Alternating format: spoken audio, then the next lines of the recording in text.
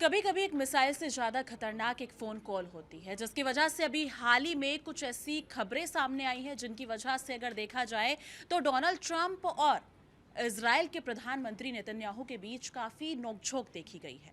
लेकिन वजह कुछ ऐसी है, दरअसल कहते हैं कि युद्ध रुकना और शुरू होना एक उस बैठक के ऊपर डिपेंड करता है जो बंद कमरों में होती है। लेकिन यहाँ पर चीज़ें जस्ट अपोजिट हुई हैं। अगर देखा जाए तो डोनाल्ड ट्रंप ने बेंजामिन नेतन्याहू से बातचीत की है। उस बातचीत में उन्होंने कहा है कि वो ईरान पर हमला ना करे। यानी कि यहाँ पर ट्विस्ट तब आता है जब डोनाल्ड ट्रंप नेतन्याहू से बातचीत करते हैं, लेकिन यहाँ पर ये चीज़ समझ नहीं आती है कि आखिर वही डोनाल्ड ट्रंप जिन्होंने ईरान पर मिसाइलें दागी थी, अब वो क्यों चाह रहे हैं कि इजराइल पर, यानी कि इजराइल ईरान पर हमला ना करे। आज हम इसी मुद्दे पर चर्चा करेंगे। नमस्कार दोस्तों, आप देख रहे हैं वॉर रूम और मैं हूँ आपके साथ तान्या त्यागी। आइए जान लेते हैं मेरे सहयोगी इशिका और भावना से, आखिर वही डोनाल्ड ट्रंप जिन्होंने ईरान पर मिसाइलें दागी थी, अब वही इजराइल को क्यों रोक रहे हैं। तान्या, बहुत ही लाजवाब जो है वो सवाल ये है। और रही बात डोनाल्ड ट्रंप की बात करें तो डोनाल्ड ट्रंप जो है वो ये कह रहे हैं कि मैं इजराइल के प्रधानमंत्री नेतन्याहू से मैंने बात की है और मैंने उनसे कहा है कि आप ईरान पर जवाबी हमला मत कीजिए, क्योंकि अमेरिका और ईरान के बीच में जो है वो वार्ता चल रही है। अब सवाल यहाँ पर ये है कि क्या डोनाल्ड ट्रंप डर गए हैं, क्योंकि जो डोनाल्ड ट्रंप कह रहे हैं उससे तो यही लगता है, क्योंकि डोनाल्ड ट्रंप ने कहा कि मैं इजराइल को कहूँगा वो ईरान पर हमला ना करे ताकि ईरान और अमेरिका की जो बातचीत है वो खराब ना हो जाए। देखिए, यहाँ पर काफी सारी चीजें खड़ी होती हैं। अमेरिका ये जानता है कि अगर इजराइल और ईरान के बीच में जो हमले हुए तो फिर ईरान जो है वो शांति वार्ता नहीं करेगा, वो फिर से घूम फिर के बैक टू जीरो हो जाएगा। जो डोनाल्ड ट्रंप अब तक इतनी सारी बातें करते आए हैं, डोनाल्ड ट्रंप का कहना है कि काफ़ी हद तक चीज़ें जो है वो ठीक हो चुकी है, सॉर्ट हो चुकी हैं। तो अब डोनाल्ड ट्रंप ये सोच रहे हैं कि अगर दोबारा से हमला हुआ तो फिर से बैक टू जीरो हो जाएगा। तो ये यहाँ पर बड़ी चीज़ है। फिर डोनाल्ड ट्रंप ये भी कहते हैं कि मैं नहीं चाहता कि मिडिल ईस्ट में और भयंकर युद्ध हो, क्योंकि अगर ऐसा हुआ तो फिर जो ये युद्ध है वो 3000 साल तक खिंच जाएगा, लंबा खिंच जाएगा अगर इजराइल ईरान पर हमले करता है। लेकिन सवाल यहाँ पर यह भी है कि क्या नेतन्याहू अमेरिका की बात मानेगी, क्योंकि अभी कुछ ही समय पहले डोनाल्ड ट्रंप ने बड़ी बड़ी डींगे हाँकते हुए ये बात कह दी कि भाई इजराइल और लेबनान के बीच में सीज फायर हो गया। लेकिन उसके बाद इजराइल ने फिर से लेबनान के साउथ में जो है वो हमला कर दिया, जिसके बाद ईरान ने जो है ये जवाबी हमला करते हुए ये बात कही है कि इजराइल को मना करने के बाद भी इजराइल ने हमला किया, इसलिए हम इजराइल पर हमला कर रहे हैं। और दूसरी बात यह है कि 28 फरवरी के बाद से, जब से अमेरिका और इजराइल ने ईरान पर हमला किया है, उसके बाद से पहली बार ईरान का सबसे घातक और पहला सीधा प्रहार जो है वो इजराइल पर हुआ है। तो ये इजराइल के लिए बहुत ज़्यादा जो है भावना खतरनाक हो जाती है, क्योंकि इजराइल जो है ना वो ईरान के मुकाबले अगर हम देखें तो काफ़ी छोटा है, जोग्राफिकली काफ़ी छोटा है। तो ईरान अगर उस पर मिसाइलें दाग रहा है और कुछ प्रमुख ठिकानों पर, तो बहुत भारी इजराइल के लिए हो सकता है। तो यहाँ पर सिर्फ ट्रंप की बात नहीं है, यहाँ पर इजराइल की भी बात है। बिल्कुल इशिका, मैं आपकी बात से जो है बिल्कुल सहमत हूँ और मुझे भी यही कहीं ना कहीं पॉइंट जो है वो खटक रहा है, क्योंकि कहीं ना कहीं जिस तरीके से ईरान ने अब हाल ही में हमला करा है और खुले तौर पर ये एक्सेप्ट भी कर लिया है, इधर से ईरान ने हमला करा और उधर से लेबनान से जो है हिजबुल्लाह ने हमला करा, तो कहीं ना कहीं अब अमेरिका पर जो है ये दबदबा बनना स्टार्ट हो गया है। सुपर पावर की पावर्स जो है मुझे लगता है कि वो धरातल में जा रहे हैं, क्योंकि देखिए ट्रंप के दावे तो अक्सर कभी भी फिक्स नहीं रहते हैं। अब ट्रंप को ये डर लग रहा है, ट्रंप साहब को ये डर लग रहा है कि जिस तरीके से ईरान ने खुलेआम हमला कर दिया, उधर से हिजबुल्लाह ने हमला कर दिया, तो कहीं ना कहीं जो है अब बात जो है उनकी दबती नजर आ रही है और वो इसीलिए जो है इजराइल को रोक रहे हैं, नेतन्याहू को रोक रहे हैं कि नहीं, आप जो है हमला दोबारा मत करना या इसका कोई रिप्लाई मत करना, क्योंकि हमारी जो है बातचीत चल रही है, हम इस बातचीत पे सॉर्ट करेंगे। क्योंकि कहीं ना कहीं पता है ट्रंप को कि अब न्यूक्लियर पावर्स जो है उनकी स्ट्रांग है और उसने ये भी बोला है, ईरान ने ये भी कबूला है, अब्बास अराक्ची जो हैं विदेश मंत्री हैं ईरान के, और उन्होंने ये कबूला है कि हमारे पास ऐसी न्यूक्लियर मिसाइल है कि अगर हमने हमला कर दिया और इतना तगड़ा हमला होगा कि कहीं ना कहीं इजराइल जो है वो आधे से ज़्यादा तबाह हो जाएगा। हो सकता है कि इससे पूरा हमले से कहीं ना कहीं इजराइल पूरा ही तबाह हो जाए। जीता नहीं भावना, लेकिन इशिका और भावना, यहाँ पर एक सवाल ये भी है कि जो 60 दिन की समय सीमा, जो डेडलाइन तैयार की गई थी डोनाल्ड ट्रंप से ईरान हमले को लेकर, कहीं ना कहीं वो नजदीक आ चुकी है और खबरें ये भी आ रही कि उस हिसाब से जो सेना और युद्ध पोत है ना, उनमें भी हलचल देखी जा रही है, मतलब कि वो नजर आ रही है उनमें हलचल और काफी मतलब बढ़ोतरी भी देखी जा रही है। तो क्या लगता है वो जो डेडलाइन थी, समय सीमा थी, वो खत्म होने के बाद क्या दोबारा से जंग देखने को मिलेगी? जो भी हाल ही में मिसाइलें दागी जा रही थी, अगर देखा जाए तो सीज फायर के बाद भी मिसाइलें दागी जा रही हैं, लेकिन अब एक बड़े पैमाने पर देखी जाएगी। देखिए, मुझे नहीं लगता कि कहीं न कहीं अब वो हमला या फिर वो जंग दोबारा छिड़ सकती है, क्योंकि सीज़ फायर मैं आपको वही कह रही हूँ और मेरी सहयोगी इशिका ने भी, तान्या, वही बात कही है कि कहीं न कहीं सीज़ फायर हो चुका है और अब ट्रंप को है एक दबदबा है कि ईरान ने कुछ अगर ऐसा बड़ा कर दिया जिससे पूरा तबाह हो सकता है, कहीं न कहीं इज़राइल तबाह हो सकता है। और उसने खुले तौर पर ये धमकी दी है कि अगला निशाना जो है हमारा, ईरान ने खुले तौर पर बोला है, हिजबुल्लाह ने खुले तौर पर ये बोला है कि अगला निशाना जो है वो यूएस के एयरबेस होंगे। तो कहीं ना कहीं ट्रंप के मन में वो डर भी है कि अगर हमला हुआ तो कहीं ना कहीं हम पूरे के पूरे इम्पैक्ट हमारे पर भी आएगा और उनकी जो है अमेरिका फर्स्ट वाली नीति भी खराब हो जाएगी और वो पूरी बात खराब हो जाएगी। क्योंकि ट्रंप जो है शुरू से ही ये दावे करते आए हैं कि सीज फायर मैं करा रहा हूँ, मैं हमला रुकवा रहा हूँ, कुछ ही दिनों में डील होने वाली है। तो कहीं ना कहीं उन चीज़ों पर जो है पानी फिर जाएगा उनके। जी बिल्कुल भावना, इशिका क्या लगता है वो जो समय सीमा है, मतलब 60 दिन की, वो डेडलाइन जब खत्म होने वाली है, तो डोनाल्ड ट्रंप झुकते हुए नजर आएंगे? अगर स्टेटमेंट पे नजर डालें तो डोनाल्ड ट्रंप कहीं ना कहीं इजराइल यानी कि अपने उनके जो खास दोस्त हैं नेतन्याहू को कहीं ना कहीं पीछे रोकते हुए नजर आ रहे हैं। अब खुद भी पीछे हट रहे हैं, यानी कि वो ईरान के सामने एक इतना पावरफुल देश नहीं है। अगर देखा जाए, अमेरिका अपने आप में काफ़ी शक्तिशाली देश है, तो क्या अब डोनाल्ड ट्रंप झुकेंगे? देखिए तान्या, सबसे पहली बात तो यूएस के अंदर अगर यूएस किसी युद्ध में 2 महीने से ज़्यादा है तो वहाँ पर उसको फिर वो प्रॉपर एक युद्ध घोषित करना पड़ता है। झड़पें जो हो रही है वो हो रही है, लेकिन डोनाल्ड ट्रंप ने इसको 60 दिन से ज़्यादा अगर कुछ है तो वहाँ पर आपको युद्ध डिक्लेयर करना पड़ेगा। इसीलिए डोनाल्ड ट्रंप जो है ना, वो अप्रैल से ही ये कोशिशें कर रहे थे ताकि दिखाया जा सके, क्योंकि फिर जो सीनेट है वो फिर ये चीज़ जो है वो अमेरिका की जो संसद है उसमें भी ये चीज़ उठेगी कि या तो आप पूरा पूरा युद्ध घोषित करो इस चीज़ को, या फिर जो है आप इस चीज़ का समाधान निकालो। इसलिए डोनाल्ड ट्रंप जो है वो अप्रैल से ये कह रहे थे कि नहीं, सीज फायर है, ठीक है, सारी चीज़ें। और डोनाल्ड ट्रंप जो है ना, वो जैसे ही जो है, अगर हम बात करें सीज फायर की डेडलाइन की, तो जैसे ही वो पास आ रही है तो डोनाल्ड ट्रंप को ये कहीं ना कहीं अंदाजा है कि अगर इस बीच युद्ध भड़क गया तो फिर जो है ये वॉर, आपको प्रॉपर एक वॉर आपको डिक्लेयर करनी ही पड़ेगी, चाहे कुछ भी हो जाए। आप अपने देश के प्रावधान को नहीं तोड़ सकते हो, जो आपके देश में चीज़ें हैं आप उसको नहीं तोड़ सकते हो। इसीलिए डोनाल्ड ट्रंप यहाँ पर पीछे हटते नजर आ रहे हैं। मुझे कहीं ना कहीं पॉइंट ये भी लगता है शिका कि कहीं ना कहीं एक जो डोनाल्ड ट्रंप इस युद्ध से पीछे हटने की कोशिश कर रहे हैं और वो चाह रहे हैं कि हमला ना हो, तो कहीं ना कहीं उस पर हॉर्मूज भी बहुत बड़ा मुद्दा है। जो एक ये पेच है ना, ये हॉर्मूज, यहाँ पर पेच फंस रहा है कहीं ना कहीं दोनों देशों का, और ये एक मुद्दा है जिस तरीके से डोनाल्ड ट्रंप अपने आप को पीछे खींच रहे हैं और वो ये चाह रहे हैं कि युद्ध जो है कहीं ना कहीं रुक जाए, समझौता हो जाए, क्योंकि इम्पैक्ट उनके देश पर भी आ रहा है। क्योंकि हॉर्मूज बंद है, वहाँ की अर्थव्यवस्था भी लगातार मतलब जो वहाँ की जो महंगाई है, अर्थव्यवस्था खराब हो रही है, महंगाई जो है आसमान छू रही है। तो इस वजह से कहीं ना कहीं अब वो ये चाहते हैं कि समझौते पर बात आए और कहीं ना कहीं ये मुद्दा सुलझ जाए, बातचीत में ही सुलझ जाए। जी बिल्कुल भावना, लेकिन इस युद्ध को रुकवाने के लिए काफ़ी ऐसे देश हैं जो लगे पड़े हैं। लेकिन अब जो यहाँ पर खबरें जो सुर्खियाँ बटोर रही हैं, वो सबसे ज़्यादा बटोर रही है नॉर्थ कोरिया के जो तानाशाह हैं, किम जोंग उन, और चाइना के जो हैं शी जिनपिंग। वो उन दोनों की मुलाकात होने वाली है। काफ़ी इंटरेस्टिंग है कि हाल ही में जो देश में देखा जाए, रशिया यूक्रेन वॉर चल रहा है और ईरान अमेरिका चल रहा है, उस बीच में जो तमाम दिग्गज नेताओं की बातचीत हो रही है, मीटिंगें हो रही हैं। आखिर क्यों? क्योंकि उन मीटिंग के बाद अगर देखा जाए तो ना तो रशिया यूक्रेन वॉर रुका है, ना ईरान अमेरिका रुकने को तैयार है, अलग अलग मिसाइलें दागी जा रही हैं। तो ये जो किम जोंग उन और शी जिनपिंग की मुलाकात हो रही है, इसके पीछे की वजह क्या है? क्या ये युद्ध को लेकर ही है या फिर कुछ बड़ा अपने मतलब देश को लेकर, मतलब कि उनकी मीटिंग हो रही है?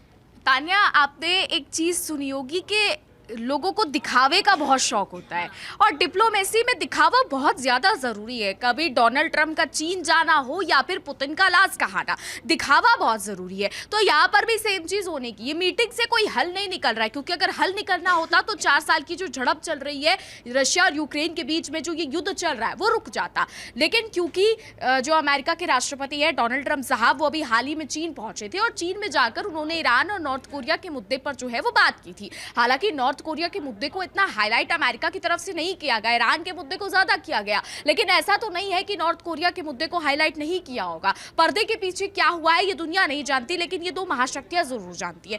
बात करें अगर नॉर्थ कोरिया की, तो नॉर्थ कोरिया लगातार मिसाइल टेस्ट कर रहा है, परमाणु परीक्षण कर रहा है, लगातार चीजें कर रहा है, जिससे साउथ कोरिया जो है, जिसका अमेरिका का इन्फ्लुएंस साउथ कोरिया पे रहा, अमेरिकी जो आर्मी है वो साउथ कोरिया में रहती है, यानी ये कह लीजिए कि साउथ कोरिया एक तरीके से अलाय है नॉर्थ कोरिया का। तो साउथ कोरिया में जो है वो डर जो है वो कहीं ना कहीं फैल गया। तो ये भी हो सकता है कि ट्रंप ने जिनपिंग से बात की हो और जिनपिंग से कहा हो कि आप नॉर्थ कोरिया से बात कीजिए कि परमाणु को लेकर वो कुछ ना करे। हालांकि ये चीजें भी किसी से छुपी नहीं है कि नॉर्थ कोरिया के जो ये तानाशाह जिन्हें कहा जाता है किम जोंग उन, ये किसी की नहीं सुनते हैं, ये वही करते हैं जो इनके मन में आते हैं। और शायद इसीलिए नॉर्थ कोरिया जो है आज अपने इस चलन को लेकर इतना ज्यादा फेमस है कि लोग जानना चाहते हैं कि आखिर नॉर्थ कोरिया में ऐसा क्या है जो बाकी देशों में नहीं है। नॉर्थ कोरिया के जो रूल्स की अगर हम बात करें तो वो बहुत ज्यादा अलग है, बाकी देशों के मुकाबले बहुत ज्यादा नॉर्थ कोरिया के रूल्स अलग है।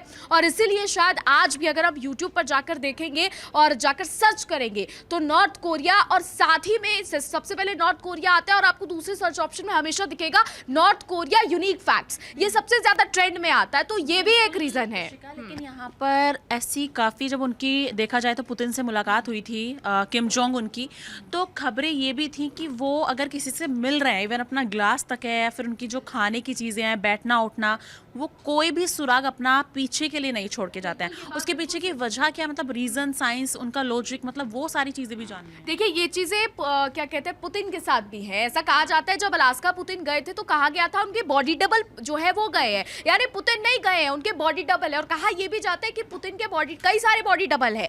और इसके अलावा ये सुरक्षा कारणों की वजह से होता है, क्योंकि जो विशेषज्ञ है वो ये मानते हैं कि अगर आप किसी देश का राष्ट्रपति कहीं भी जाता है तो उसकी चीज़ों को साइंटिफिकली टेस्ट करके वो अलग प्रोसीजर होता है, उसके बारे में फिर कभी आपको विस्तार से बताएंगे। लेकिन वो प्रोसीजर्स के थ्रू चीज़ें पता लगाई जा सकती है कि किस देश के राष्ट्रपति को क्या दिक्कत है क्या नहीं। तो सेम चीज़ जो है वो जब नॉर्थ कोरिया के जो तानाशाह है किम जोंग उन वो पुतिन से मिले, उन्होंने एक पानी जो ग्लास जिससे पानी पिया था, उनके जो नॉर्थ कोरिया के बॉडीगार्ड थे, किम जोंग उनके जो बॉडीगार्ड थे, वो ग्लास भी वो साथ उठाकर ले गए। जो कुर्सी पर किम जोंग बैठे थे उसकी यहाँ पर अगर हम देखें तो यहाँ पर एक गद्दी थी, उसको भी जो है वो उठाकर ले गए। और सेम चीज जो हुई वो पुतिन के साथ भी हुई। कहते हैं कि पुतिन हर चीज एक जीता जागता हॉस्पिटल अपनी गाड़ी में लेकर चलते हैं। यहाँ तक कि पुतिन के लिए तो इशिका ऐसा भी कहा जाता है कि अपने वॉशरूम का सेटअप भी वो लेकर जाते हैं, क्योंकि हाँ, तो वो अपना वो वॉशरूम के लिए सूटकेस भी साथ लेकर चलते हैं। तो कहीं ना कहीं उन्होंने मतलब एक कह सकते हैं कि सिक्योरिटी या फिर कोई भी एक दबती नस पर कोई भी देश हाथ ना रख दे, या कहीं ना कहीं वो अपनी सिक्योरिटी देखते हैं, तो इसलिए ऐसे सेटअप लगाते हैं। बिल्कुल भावना, अभी यहाँ पर इशिका ने बात की थी कि मीटिंगों से कुछ हल नहीं निकल पा रहा है, मतलब वो मीटिंग फालतू ही अगर देखा जाए। तो हाल ही में क्या बोलते हैं, पुतिन ने एक स्टेटमेंट दिया था अभी रशिया यूक्रेन वॉर को लेकर, ईरान अमेरिका को लेकर, कि वो ज़ेलेंस्की से मिलकर, मतलब अगर वो मिलना चाहते हैं, वो प्राउड फील करते हैं उनसे मिलना, उनको मिलने में कोई दिक्कत नहीं है। लेकिन उनका कहने का मतलब है अगर हम मिलेंगे तो उस चीज़ का हल निकलना चाहिए, अगर सॉल्यूशन ही नहीं निकलेगा तो उसका फ़ायदा क्या। उन्होंने यहाँ पर ये पॉइंट रखा, अगर वो बाकी के देशों से मिल रहे तो उनसे क्यों मिल रहे हैं, वहाँ से भी तो हल नहीं निकल रहा ना। शी जिनपिंग से मिले थे, क्या हल निकला है। डोनाल्ड ट्रंप से कितनी बार मिल चुके हैं, वो हर बार उनकी वॉर रुकवाने के लिए मिल रहे हैं। कितनी बार डोनाल्ड ट्रंप ने रशिया यूक्रेन का वॉर रुकवा दिया।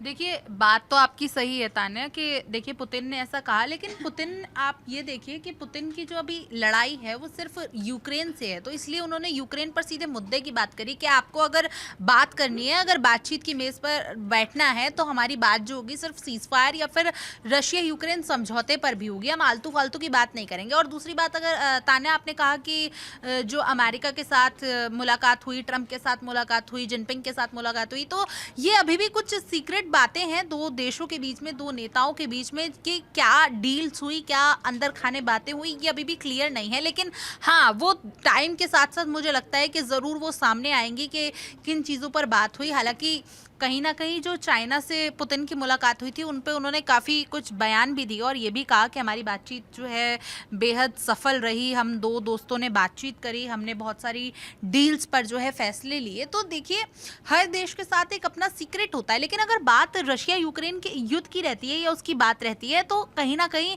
ज़ेलेंस्की के साथ उन्होंने आर पार की बात करनी है कि या तो आप जो है ये मुद्दा सुलझा लीजिए, या तो आप सीज़फायर की मेज़ पर आ जाइए, या फिर कहीं ना कहीं यूक्रेन पर हमला करने के लिए पुतिन जो है तैयार बैठे हैं। एक चीज और है कि अगर हम पुतिन को देखें ना तो पुतिन बहुत ही स्ट्रेट फॉरवर्ड इंसान है। वो जो कहते हैं वो सीधा करने की ताकत रखते हैं, मुंह पर कहते हैं। डोनाल्ड ट्रंप की तरह दोगली नीति नहीं चलते कि कल कुछ और आज कुछ और। तो पुतिन जो है वो काफी सीधे और स्ट्रेट फॉरवर्ड इंसान है। वो सीधे कहते हैं, वो कहते हैं कि अगर किसी को बात करनी है, वेलकम टू मॉस्को। उन्होंने ट्रंप को भी ये कहा था लास्ट जब वो अलास्का में उनसे मिले थे, इंग्लिश में कहा था बाकायदा ट्रंप को कि नेक्स्ट टाइम इन मॉस्को, यानी अगली बार मॉस्को में मिलते हैं। तो पुतिन जो है ना वो बहुत ही सीधे और स्ट्रेट फॉरवर्ड इंसान है, इसलिए उन्होंने यूक्रेन के राष्ट्रपति वोलोडिमिर ज़ेलेंस्की को साफ कहा कि अब अगर बात होगी तो मुद्दे को सुलझाने पर होगी, इधर उधर की बात नहीं होगी। अगर अब आपको मिलना है, टेबल पर आइए, मॉस्को आइए, बात करेंगे, समाधान निकालेंगे। ये नहीं कि आप यूरोप की शय पर चलते जा रहे हैं।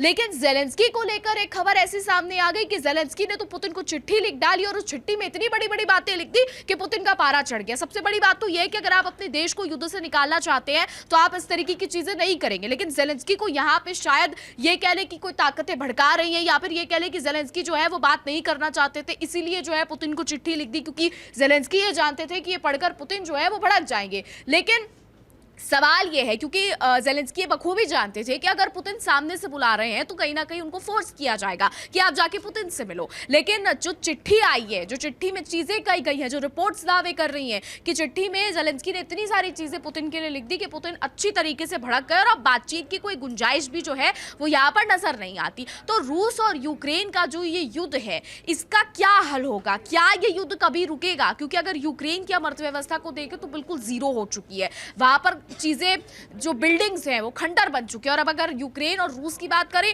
तो यूक्रेन भी जो है वो अब रूस के कुछ इलाकों में, कुछ जो ऐसे इलाके सेंट पीटर्सबर्ग हम कह लें, मॉस्को कह लें, अब वो अंदर तक घुस रहा है, उसके ड्रोन्स अंदर तक हमले कर रहे हैं, जो रूस जिससे जो है वो काफी ज्यादा गुस्सा आया है। तो यहाँ पर अगर रूस और यूक्रेन के मुद्दे की बात करें तो ये युद्ध अब से नहीं, काफी सालों से चल रहा है और इसकी जो रुकने की जो आशंका है वो काफी कम लगाई जा रही है। लेकिन अगर हम बात करें डोनाल्ड ट्रंप और ईरान की, तो डोनाल्ड ट्रंप जो है ये कोशिश कर रहे हैं कि ईरान का युद्ध रुक जाए, क्योंकि डोनाल्ड ट्रंप और ईरान के बीच में ये सीधा युद्ध भले ही है, लेकिन यहाँ पर बीच में फंस रहे खाड़ी के वो देश जिनकी सिक्योरिटी डील जो है वो अमेरिका के साथ। इशिका, भी हाल ही में आपने बोला कि डोनाल्ड ट्रंप चाह रहे हैं कि युद्ध यहीं पर रुक जाए। शुरू करने वाले भी तो डोनाल्ड ट्रंप थे अगर बात करें तो डोनाल्ड ट्रंप मतलब पहले युद्ध शुरू कर रहे हैं फिर रुकवाना चाहते हैं। आखिर क्यों? ये नौबत ही नहीं आने वाली थी ना अगर वो युद्ध शुरू ही नहीं करते। तान्या देखिए, ट्रंप ना दोहरी नीति खेलते हैं। ट्रंप कहीं ना कहीं अपना दबदबा बनाने के लिए किसी भी हद तक जा सकते हैं और अभी भी ट्रंप ने वही पैटर्न अपनाया है और वो कहीं ना कहीं अपना रहे हैं। अभी अगर हाल ही की बात करें तो जिस तरीके से उन्होंने इजराइल पर जो है अपना दबदबा बनाने के लिए ट्राई किया, उन्हें पहले पागल कह दिया और दूसरी बार में ये बोला कि वो हमारे अच्छे दोस्त हैं, लेकिन अब कहीं ना कहीं इजराइल भी बागी होता नजर आ रहा है। डोनाल्ड ट्रंप से वो पीछे हटता हुआ नजर आ रहा है। जिस तरीके से अब डोनाल्ड ट्रंप कह रहे हैं कि ईरान ने तो तुम्हारे पे हमला कर दिया लेकिन तुम कुछ नहीं बोलोगे, क्योंकि कहीं ना कहीं हमारी जो है बातचीत चल रही है, डील चल रही है ईरान के साथ और वो मुद्दा सॉल्व होने पर है। तो देखिए, इसमें भी अमेरिका जो है अपना पैटर्न देख रहा है। वो ये देख रहा है कि कहीं ना कहीं वो कैसे सुरक्षित निकले, क्योंकि सुरक्षित क्यों निकले, क्योंकि अब बात वही आ जाती है, क्योंकि वो ये डर रहा है कि कहीं यूएस बेस पर हमला ना हो जाए, कहीं यूएस के सैनिक ना मारे जाएं इस हमले में। और दूसरा सबसे बड़ा मुद्दा कि हॉर्मूज। और अगर चौथा अगर डर की बात करें तो कहीं ना कहीं ट्रंप को डर है कि ईरान के पास अच्छी खासी न्यूक्लियर पावर है और अगर उसने एक हमला भी किया, भले से ही उसने बैलिस्टिक मिसाइल से किया या फिर कोई भी बॉम्बर से किया, तो कहीं ना कहीं उसका जो इम्पैक्ट है वो यूएस पर भी आएगा और यूएस की जनता अगर इससे इफेक्ट होगी तो उसका जो राष्ट्रपति चुनाव आ रहा है 2028 का, तो उस पर कहीं ना कहीं बात आ जाएगी। बिल्कुल भावना। इशिका, यहाँ पर एक सवाल ये भी है कि डोनाल्ड ट्रंप, अगर देखा जाए तो डोनाल्ड ट्रंप और नेतन्याहू के रिश्तों में दूरियां कहीं ना कहीं नजर आ रही हैं, कहीं ना कहीं खटपट हो चुकी है। लेकिन इशिका, यहाँ पर ये है कि जो पेंटागन में इजरायली जासूस देखे गए हैं उनका डर क्यों है? अगर डोनाल्ड ट्रंप मतलब अगर देखा जाए कहीं पे भी जासूस मतलब उनकी जासूसी मतलब देखी जा रही है, बाकी के देशों की जासूस वहाँ पर हैं, तो डोनाल्ड ट्रंप इतना इनसिक्योर क्यों महसूस कर रहे हैं? वो तो खुद में एक पावरफुल अपने आप को बताते हैं, ग्रेट अमेरिका, वो अमेरिका ग्रेट अगेन पॉलिसी वो गाते रहते हैं, मेक अमेरिका ग्रेट अगेन। तो इतना खौफ क्यों है उन्हें? खौफ क्यों नहीं होगा? खौफ ऑब्वियसली होगा, क्योंकि अपना देश हर राष्ट्रपति के लिए पहले होता है। अगर आप किसी देश के राष्ट्रपति हैं, एक मिनट इशिका, ये लाइन जो आपने बोली है, अपना देश हर राष्ट्रपति के लिए सबसे पहले होता है, लेकिन अगर अमेरिका देखा जाए, डोनाल्ड ट्रंप देखा है, तो सिचुएशन जस्ट अपोजिट नजर आ रही है। वहां पर देश और जनता पहले नहीं है, वहां पर वॉर पहले है। नहीं, वो बात भी ठीक है तानिया, लेकिन ऑब्वियस सी बात है कि अमेरिका के जो राष्ट्रपति है डोनाल्ड ट्रंप, वो है तो अमेरिका के राष्ट्रपति ना। चुनेंगे तो अमेरिका को, कल को अगर कोई जासूस आके जासूसी करेगा तो वो सबसे पहले देखेंगे कि किस तरीके से चीजें हो रही है। सवाल बहुत आ रहे हैं। लेकिन शिका, यहाँ पर एक पॉइंट ये भी है, क्या वो अमेरिका चुनेंगे, लेकिन क्या अमेरिका की जनता उनको चुनेगी? अब मुश्किल लगता है, लेकिन अब उनके पास वो मौका भी नहीं है, उनका कार्यकाल ऑल ओवर खत्म। अब वो मुश्किल सा लगता है, मैं क्या करूँ। तो फिर ये बिल्कुल ठीक बात बोली आपने आपने तान्या, क्योंकि देखिए अमेरिका ने ठेका ले रखा है, अमेरिका सिक्योरिटी पार्टनर है मिडिल ईस्ट के कंट्रीज़ का, और अगर नेतन्याहू की मदद करने से अमेरिका पीछे हटता है तो बाकी मिडिल ईस्ट के कंट्रीज़ में ये पैगाम चला जाएगा कि अमेरिका की दोस्ती सिर्फ नाम की दोस्ती है, जब युद्ध होता है तो वो जो है भाग जाता है, यानी आग भड़काता है और फिर जब आग भड़क जाती है तो फिर पीछे से बनकर आ जाता है कि अरे ठीक है ये सब सुलझा दो, ये कर दो। तो ये तो अमेरिका का काम रहा है। बात करें अगर ईरान, अमेरिका और इजराइल की, तो ईरान और इजराइल में युद्ध है। इजराइल लगातार कहता आया है कि ईरान प्रॉक्सी ग्रुप्स को सपोर्ट करता है जो इजराइल के लिए खतरा है। अमेरिका भी ये कहता आया है कि ईरान परमाणु संपन्न देश नहीं होना चाहिए, क्योंकि इससे क्या है कि लाइन लगेगी, सारे देश कहेंगे कि नहीं हम तो परमाणु बनाएंगे। दूसरा, ईरान जो है वो प्रॉक्सी ग्रुप्स को सपोर्ट करता है और अमेरिका इन प्रॉक्सी ग्रुप्स को कहता है आतंकवादी गुट। तो ये काफ़ी ज़्यादा, सबसे ज़्यादा पेचीदा जो है यहाँ पर मैटर है। दूसरा है स्ट्रेट ऑफ हॉर्मूज। ईरान ने पूरे स्ट्रेट ऑफ हॉर्मूज में कब्जा कर रखा है। ओमान की खाड़ी पर यूएस ने ब्लॉकेड ज़रूर की है, लेकिन स्ट्रेट ऑफ हॉर्मूज पर जो पूरा कब्जा है वो ईरान का है, और अगर वो नहीं खुलता है तो काफ़ी ज़्यादा मुश्किलें यहाँ पर खड़ी हो जाएगी। दूसरा है बाब अल मंडेब, उसको लेकर भी ईरान चीज़ें कर सकता है। तो अमेरिका ये नहीं चाहता, अमेरिका को पता है कि एक हाथ तो पकड़ लिया है ईरान ने, और अगर दूसरा हाथ भी ब्लॉक कर दिया तो फिर यूरोप में जो है वो तबाही आ जाएगी। दूसरा, अमेरिका के कंधों पर जिम्मेदारी है किसकी? आइए मैप के थ्रू आपको समझाते हैं। अमेरिका के कंधों पर जिम्मेदारी है UAE, United State, United Arab Emirates, Oman, Saudi, Qatar, Bahrain, Kuwait, इनकी जिम्मेदारी, इजराइल, इनकी जिम्मेदारी, ये जो देख रहे हैं आप, ये इनकी जिम्मेदारी है किस पर? अमेरिका पर। और ये है ईरान। ईरान कहा जाता है कि ईरान की यहाँ पर पहाड़ियाँ हैं, काफ़ी पहाड़ियाँ, यहाँ से लगातार 5-6 दिन यहाँ पर हमला करेगा, कतर पे कतर पूरा बर्बाद हो जाएगा। बहरीन पर हमला करेगा, बहरीन पूरा बर्बाद है। यूएई पे करेगा, यूएई पूरा बर्बाद है। सऊदी हालांकि बड़ा देश है अगर आप देख सकते हैं, लेकिन अगर ईरान के यहाँ से हमला यहाँ पर होता है, रियाद जो है सऊदी की कैपिटल, यहाँ पर हमला हो, या फिर बात करें अगर कई और जगह पर हमला हो, तो ये जो है वो पूरी तरीके से खत्म हो जाएगा। दूसरी यहाँ पर आता है इजराइल। ये छोटा सा देश है, एकदम छोटा सा देश है, पावरफुल है लेकिन छोटा है। यहाँ से यहाँ मिसाइल दागी जाती हैं, 5-6, 1 हफ्ता, 1 महीना भी अगर मिसाइल दाग दे तो ये पूरा खत्म हो सकता है, क्योंकि ये जो मोर्चा है ना लेबनान वाला, यहाँ पर पहले ही इजराइल लड़ रहा है, और यहाँ पर नहीं, अगर हम बात करें तो जॉर्डन से भी कहीं ना कहीं इजराइल के रिलेशन जो है वो खराब हो रहे हैं। तो एक तरफ लेबनान, बीच में इजराइल, और यहां से ईरान, अगर ये दोनों मिलकर इजराइल पर हमला करेंगे तो इजराइल के लिए मुश्किल खड़ी हो जाएगी।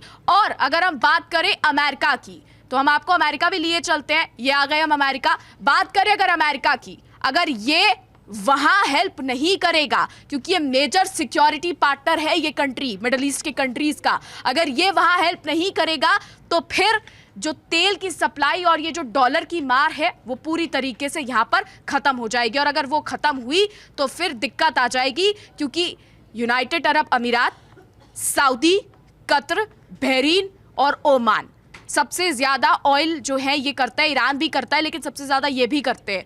तो अगर ये करना डॉलर में बंद कर देंगे तो फिर क्या होगा? अमेरिका की अर्थव्यवस्था जो है वो कहीं ना कहीं डूबती यहाँ पर नजर आएगी, जो डोनाल्ड ट्रंप बिल्कुल नहीं चाहते। और सबसे बड़ी बात, चीन और रूस का दबदबा मिडिल ईस्ट में बढ़ेगा, क्योंकि जब आप, एक होता है ना कि आप किसी के बलबूते पर बैठे हो कि वो हमारी रक्षा करेगा और कल को वही उठकर चला जाए, तो आप दूसरे लोगों को ढूंढते हो, आप देखो कि दूसरी ऊपर आप डिपेंड होगे। क्योंकि ये जो देश है ना, छोटे छोटे जो देश है, हालांकि बहुत अमीर देश है, ये कहना गलत नहीं होगा, काफ़ी अमीर है, लेकिन एक होता है कि आप सिक्योरिटी के लिए जो है वो डील करते हो, जैसे कि अमेरिका के साथ है। तो चीन और रूस का दबदबा बढ़ेगा मिडिल ईस्ट में। चीन और रूस का दबदबा बढ़ने का मतलब है पैसा चीन और रूस की तरफ जाना। तो ये पैसे और ऑयल दोनों का खेल है, और अमेरिका इस चीज़ को कभी नहीं ना चाहता, इसीलिए वो लगातार इजराइल की हेल्प कर रहा है, इजराइल को हथियार पहुंचा रहा है। और नेतन्याहू को ये जो कहना है कि हम बात करेंगे, आप लेबनान पे हमला मत करो, ये डर भी है। और कहीं ना कहीं एक बात बिल्कुल ठीक भी है डोनाल्ड ट्रंप की, ये युद्ध लंबा खिंच जाएगा, क्योंकि ईरान नहीं मानेगा। फिर ईरान साफ बोलेगा कि आप खुद तो सीज़फायर का उल्लंघन कर रहे हो और हमें पाठ पढ़ा रहे हो कि आप युद्ध मत करो। तो ये बात जो है, क्योंकि इजराइल को फिर कोई हल्का फुल्का हमला तो करेगा नहीं, इजराइल जो है वो घातक हमला करेगा, तो इसलिए डोनाल्ड ट्रंप जो है ना वो यहाँ पर दोहरी राजनीति खेलने की कोशिश कर रहे हैं। बिल्कुल इशिका, जैसा कि आपने बोला इजराइल घातक हमला करेगा। अभी जिस हिसाब से ईरान ने मिसाइलें दागी हैं, अगर देखा जाए तो अमेरिका और इजराइल शांत क्यों बैठे, ये चीज़ यहाँ पर समझ नहीं आ रही। भावना, क्या वो कुछ बड़ा प्लान कर रहे हैं, मतलब कि दोनों मिलकर घातक मतलब वॉर करेंगे ईरान पर, या फिर वो ऐसे ही मतलब सहम के डर के बैठ जाएंगे? क्योंकि जिस हिसाब से डोनाल्ड ट्रंप के स्टेटमेंट सामने आ रहे हैं समझौते को लेकर, तो चीज़ें तो यही नज़र आ रही हैं। देखिए, जब वॉर चल रहा हो ना किसी दो देशों के बीच में, तो कभी भी ना कुछ भी किसी की रिस्पॉन्सिबिलिटी या फिर गारंटी नहीं ले सकता है। एक यहाँ पर कहावत याद आ गई भावना, कबाब में हड्डी। ये डोनाल्ड ट्रंप मतलब नजर आते हैं, जहाँ दो होते हैं वहां पर डोनाल्ड ट्रंप बीच में कोई कबाब में हड्डी। एकदम से याद आ जाती है। तान्या को बीच उसमें एक याद आता है, तान्या एक सवाल पूछेगी और फिर उसे बीच उसमें याद आएगा कि नहीं एक और सवाल पूछना था, उसके सवाल खत्म नहीं होते, अब जवाब सुन लेते हैं, नहीं तो तान्या कहेगी कि जवाब नहीं बता रही है। तो चलिए, अब मैं जो है इस सवाल का जवाब दे देती हूँ। देखिए, कोई भी दो देशों के बीच में जो होता है ना, कभी भी अगर वॉर चल रहा हो या फिर कोई ऐसा तनाव चल रहा हो, तो किसी भी देश की कोई गारंटी नहीं ले सकता। और यहाँ पर अगर हमले की बात आई तो हाँ, बिल्कुल अमेरिका और इजराइल मिलकर कुछ बड़ा सोच सकते हैं, लेकिन कहीं ना कहीं अब इशिका मुझे ना बागी नज़र आ रहे हैं। इजराइल नेतन्याहू कहीं ना कहीं अमेरिका से बागी नज़र आ रहे हैं, और मुझे लग रहा है कि जिस तरीके से ट्रंप कह रहे हैं कि आप हमला नहीं करेंगे, तो मुझे लगता है कि इजराइल कुछ ऐसा सोच रहा है या फिर वो कुछ ऐसा हमले के लिए तैयारी कर रहा होगा अंदर ही अंदर। लेकिन देखिए, वो हमला करेगा तो तब पता चलेगा, क्योंकि अभी वो क्या प्लानिंग कर रहा है हम उस देश में जाकर उन नेताओं की जो बड़ी बैठकें हो रही होंगी, हम उसके बारे में नहीं बता सकते। अगर बातचीत की बात करें, देखिए जैसे कि अगर अब मैं इसको आपको एग्जांपल दूं, तो कहीं ना कहीं जब भारत पाकिस्तान के बीच तनाव चल रहा था, तो हाँ, हमारे इंडिया में भी कई बैठकें हो रही थी, कई बातचीत हो रही थी, लेकिन सर्जिकल स्ट्राइक जब पाकिस्तान पे कर दी और पाकिस्तान का जो झूठ है उसे उजागर कर दिया, तो तब दुनिया को समझ में आया कि हाँ, इंडिया का बदला पूरा हुआ। और अभी भी कहीं ना कहीं पाकिस्तान तरस रहा है पानी के लिए, और वो दिखा रहा है, इंडिया वो दिखा रहा है कि तुम्हारी औकात क्या है, तुम ये जान लो। तो ऐसे ही अगर बात करें अमेरिका और इजराइल की और ईरान की, तो हाँ, अंदर खाने उनके बीच में क्या चल रहा है वो अभी भी साफ नहीं है। हाँ, बिल्कुल हमला हो सकता है, तान्या जैसा आप कह रहे हैं, और जिस तरह से मेरी सहयोगी इशिका ने आपको समझाई है बात, तो मुझे लगता है कि उस तरीके से आपको कुछ ज़्यादा समझ में आ गया होगा कि किस तरीके से इन देशों की और क्या प्लानिंग चल रही है। जी तान्या। भावना, यहाँ पर ना स्ट्रेट ऑफ हॉर्मुज काफी चर्चा में है, मतलब कि चीजें समझ ही नहीं आ रही, कभी सीज फायर लग जा रहा है, कभी दोनों देश, यानी कि अब इजराइल भी बीच में कूद चुका है, अब वो भी मतलब मिसाइलें पहले से था, लेकिन अब उस पर भी मिसाइलें दागी जा रही है। अभी तक वो अगर देखा जाए तो बैकफुट से खेल रहा था, लेकिन अब चीजें फ्रंट फुट पर आ चुकी हैं। तो अब क्या लग रहा है? बिल्कुल कि मेरे से कहावत वहां पर पहुंच कहावत गई है। कि दूसरों का घर जलाओगे तो आज तुम्हारे घर पर भी आएगी, और यही काम हो रहा है। आज नहीं आई है, पूरी की पूरी मिसाइल आ गई है। कर्मा पलट कर जरूर आता है, Karma returns back. Karma returns back, तो जो आप करोगे उसका आपको भुगतना जरूर पड़ेगा। अगर आपने मिसाइल दागी है, आपने युद्ध भड़काया है, या जो भी चीजें करी है, तो कहते हैं कि कर्म का खेल है। अगर आप किसी के साथ बुरा करोगे तो वो कर्मा लौट कर आएगा। चक्रव्यूह। इजराइल के साथ हो रही है। तो वहाँ पर यही मुद्दा है, जो स्ट्रेट ऑफ हॉर्मुज पर चीज़ें चल रही हैं, उनको मतलब क्या लगता है जो सीज फायर चल रहा है, क्या मतलब ये जो इम्पोर्ट एक्सपोर्ट होती हैं चीज़ें वो रहेंगी, या फिर ये जो बाकी के देश जो इन 2 या 3 देशों के चक्कर में सफ़र कर रहे हैं वैसे कंटिन्यू करते रहेंगे? देखिए, ये देखिए, समझौता मुझे लगता है कि कहीं ना कहीं हो जाएगा, लेकिन समझौता आखिर कहीं ना कहीं करना ही पड़ेगा। इजराइल को भी करना पड़ेगा और अमेरिका को भी करना पड़ेगा। रही बात ईरान की, और ईरान वो तभी उस मेज पर आएगा क्योंकि ईरान अब सब कुछ खो चुका है अपना, और ईरान अब उस अपने दानव रूप में, कहेंगे कि उस रूप में आ चुका है कि अब जो भी कर लो, अब हम ईंट का जवाब पत्थर से देंगे और हम किसी भी हद तक जाने को तैयार है। तो देखिए, हमला तो हो सकता है, लेकिन ईरान अब हार मानने वाला नहीं है। मुझे लगता है कि कहीं ना कहीं अमेरिका को जो है, इजराइल को जो है, ईरान की बात तो माननी पड़ेगी और कहीं ना कहीं समझौते की टेबल पर आना पड़ेगा। और मुझे क्योंकि भावना, देखिए, युद्ध जो है वो कुछ ऐसा वैसा नहीं है। युद्ध में कई लोगों की जानें जाती हैं, बहुत लोगों का नुकसान होता है। इस युद्ध में राष्ट्रपति हो, प्रधानमंत्री हो, देश की जो उच्च स्तरीय बैठकें हैं वो अलग चीज़ है, लेकिन इसमें सबसे ज़्यादा जो जानमाल का नुकसान होता है वो आम जनता को होता है। इसलिए किसी भी देश के लिए युद्ध जो है वो बिल्कुल भी सही नहीं है। और अगर हम बात करें पीस की, तो हमेशा शांति से बैठकर ही चीज़ों को सॉल्व करना बेहतर रहता है, क्योंकि युद्ध होता है और उस युद्ध में सबसे ज्यादा पिसती है आम जनता, सबसे ज्यादा नुकसान होता है आम जनता को। ईरान और इजराइल के युद्ध में ईरान की जनता भी भुगत रही है, इजराइल की जनता भी भुगत रही है। शिखा के भुगतती कहीं ना कहीं आम जनता ही है। सुप्रीम लीडर अगर मौजतबा भी हैं तो वो भी ये देख रहे हैं कि कहीं ना कहीं वो ईंट का जवाब पत्थर से दे रहे हैं। लेकिन इसमें अगर इजराइल जो है दोबारा हमला कर देता है तो कहीं ना कहीं नुकसान जो है ईरान को भी होगा और उसकी भी जो तबाही उधर भी मचना तय है। तो इस तरीके से भुगत आम जनता रही है। अगर देखें कि ट्रंप बड़े बड़े दावे कर रहे हैं कि हाँ हम युद्ध रुकवा देंगे, अक्सर वो दावे ऐसे करते हुए आए, लेकिन उसमें कितनी सच्चाई होती है ये देखने वाली बात है। उसमें एक भी सच्चाई नहीं होती है। वो ये कह रहे हैं कि ईरान के साथ उनकी बातचीत चल रही है, लेकिन वो बातचीत कहाँ चल रही है? क्योंकि जिस तरीके की वो शर्तें रख रहे हैं, जिस तरीके की उन्होंने शर्तें रखी हैं, तो उसमें मुझे नहीं लगता कि ऐसे कुछ समझौता होने वाला है या फिर इस पर जो है बात बनेगी। बिल्कुल भावना, जैसे कि आपने आज वॉर रूम में देखा, यानी कि ईरान ने जो इजराइल पर मिसाइलें दागी है, हर किसी की नज़रें इसी मुद्दे पर टिकी हुई हैं कि अब इजराइल क्या कुछ अपना रुख अपनाएगा, यानी कि इजराइल क्या पलटवार करेगा ईरान पर, या फिर इसमें अमेरिका भी अपनी कुछ भूमिका निभाएंगे। क्योंकि अगर देखा जाए तो अमेरिका और इजराइल की अच्छी खासी दोस्ती है, यानी कि डोनाल्ड ट्रंप और बेंजामिन नेतन्याहू एक अच्छे खासे दोस्त की गिनती में आते हैं। वो बात अलग है कि उनके रिश्तों में अब दरार पड़ती नजर आ रही है। लेकिन अब देखना काफ़ी दिलचस्प होने वाला है कि ईरान के बदले का जवाब अमेरिका और इजराइल किस तरीके से देते हैं और क्या कुछ होगा, ये तो वक्त ही बताएगा। लेकिन इस मुद्दे पर आपकी क्या कुछ राय है, कमेंट सेक्शन में जरूर साझा कीजिएगा। बाकी देखते रहिए हमारा एक खास शो वॉर रूम। देखिए इंडिया डेली 24/7 अब आपकी स्मार्ट टीवी पर। इंडिया डेली मौजूद है सभी डिजिटल प्लेटफॉर्म पर लाइव और लगातार। इंडिया डेली 24/7 हर दिन राष्ट्र को समर्पित।